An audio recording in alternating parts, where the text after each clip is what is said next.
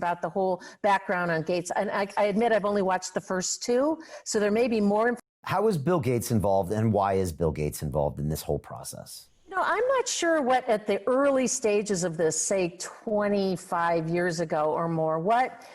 was the impetus for him to get his head and his money and his wife all wrapped in around the whole vaccine issue. I don't know if somewhere back in his place in time that he really bought into the fact that vaccines are good and they save lives, and so he was going to move into that space no matter what. I don't know if it's because there's technology involved with it, and now that this whole thing of contact tracing and tracking and downloadable apps and all those things, I don't know what the history is of that. I mean, James, the Corbett report, you know, James Corbett has put out a 4-part series about the whole background on Gates, and I admit I've only watched the first two, so there may be more information in there that really sort of spells out how Gates got his head so involved and his money so involved in the vaccine industry. But when he put up $10 billion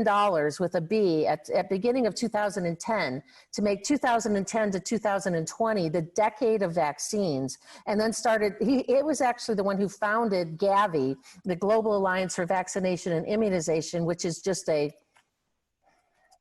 very nefarious organization that works with the World Health Organization and UNICEF in terms of being the economic piece between countries and UNICEF and the World Health Organization. They're sort of like the slush fund where they put the money through, and Gavi was funded by the Gates organization to get competitive cooperation working inside of the vaccine industry the way that it was working inside of the tech industry.